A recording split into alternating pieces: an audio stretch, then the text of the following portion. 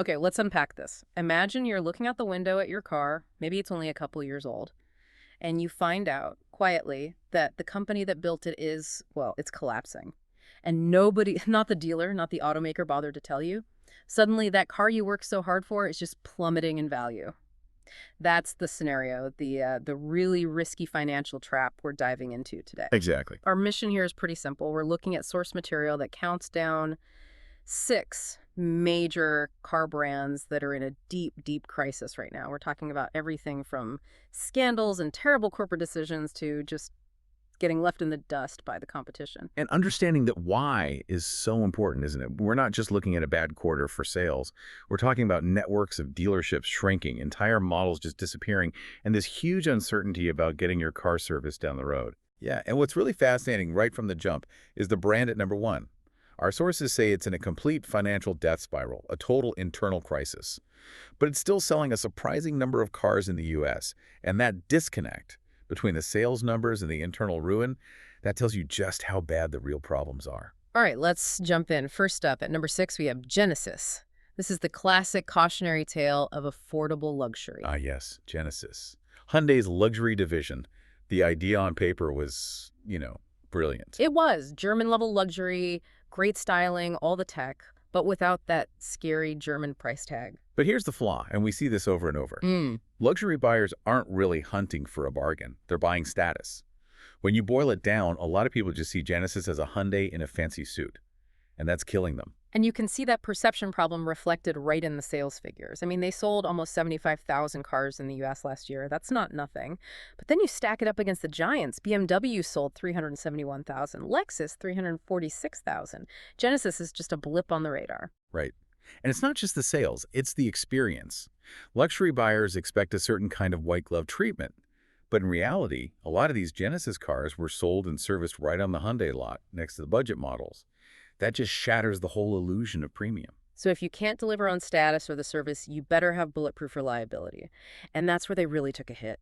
There were these specific recalls that just destroy trust.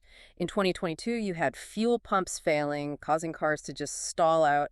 And then last year, their new EVs, the G80 and GV60, were having power loss issues. You just can't have those kinds of foundational failures when you're trying to build a luxury brand from scratch. Right. It makes people walk away and never come back. And you can already see the lineup shrinking. The electric G80 is already gone. And the G70 and electric GV70 might be next. They're in real danger of just fading away. Fading away is one thing, but our number 5 brand, Jaguar, basically risked it all on one move that just blew up decades of prestige. This is a fascinating one. For so long, Jaguar was the true gentleman's badge. It meant style, British luxury, performance. So what happened? A single, incredibly risky corporate decision.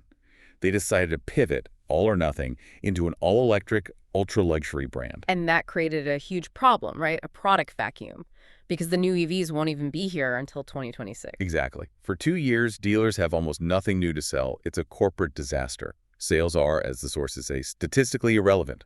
They cut the XE, the XF, the F-Type, the I-Pace, all in 2024. All that's left is the F-Pace SUV. How does a dealership survive on one aging model? And the rebrand itself was just awful. They replaced the iconic Leaping Cat logo with what critics called generic corporate slop.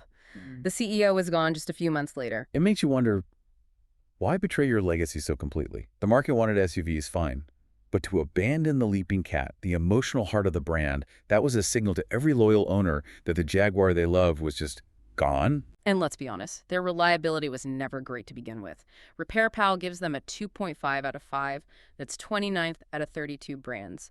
So for owners, resale values are just tanking. The whole JLR company is basically being kept alive by Land Rover sales. Okay, let's pivot from self-inflicted luxury wounds to a couple of Japanese brands that were wrecked by scandal and just stagnation. Yeah. Starting with number 4, Mitsubishi. Yeah, it's wild to think about now, but at the turn of the millennium, Mitsubishi was a cultural icon.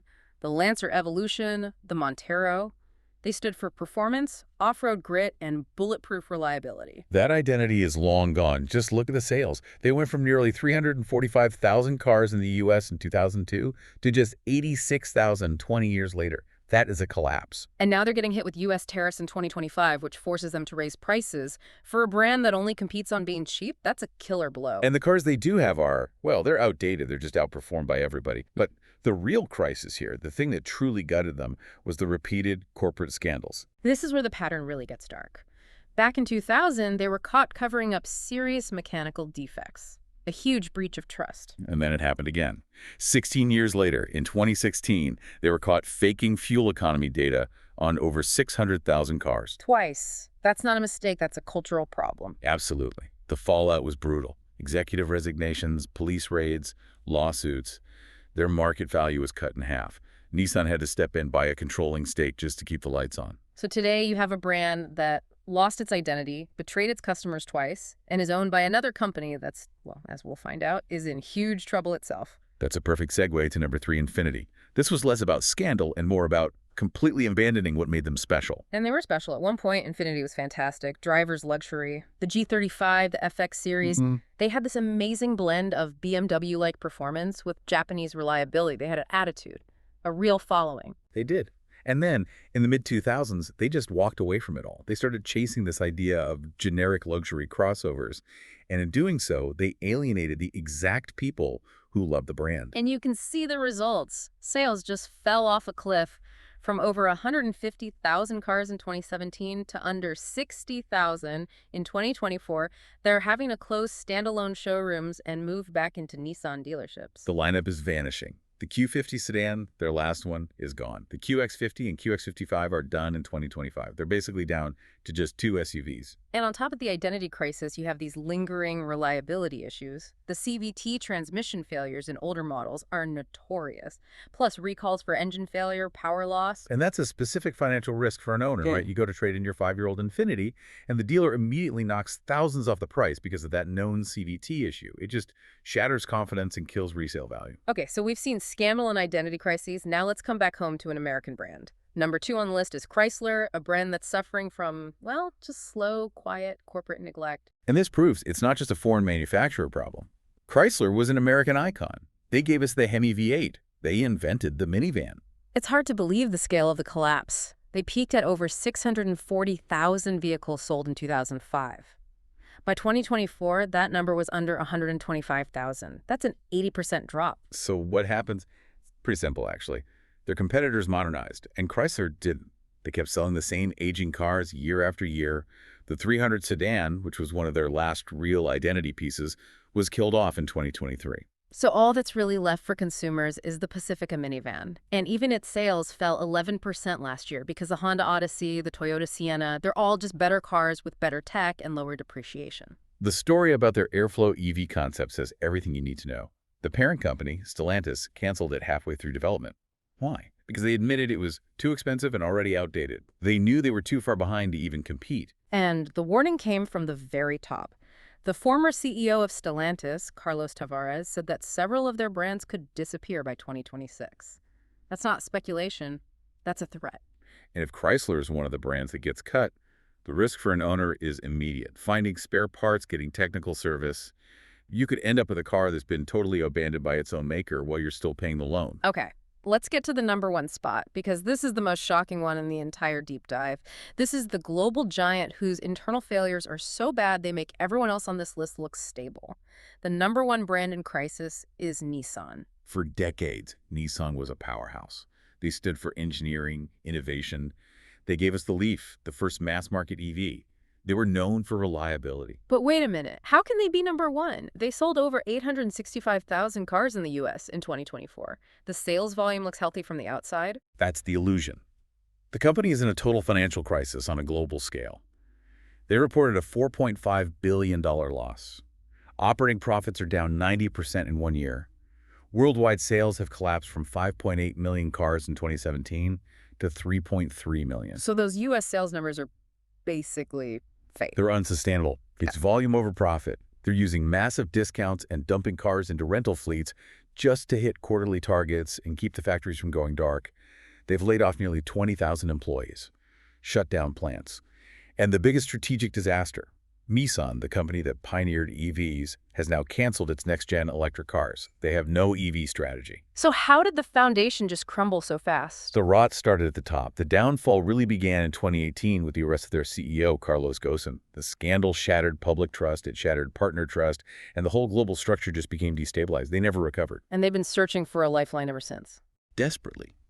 They tried to merge with Honda, but the talks fell apart because Honda demanded total control. Now, internal sources are saying the company has maybe 12 to 14 months left to survive without a massive investor.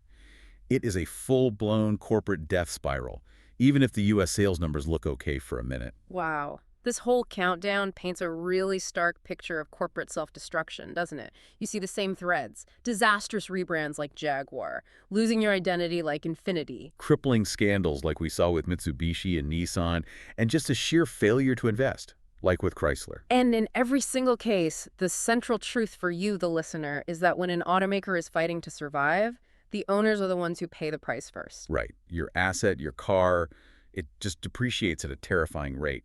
And all the uncertainty around service and parts becomes a huge financial risk you have to carry. So the takeaway here is pretty clear. You have to do your research and think long-term. Don't be the person left holding the bag, because the deal seemed too good to be true.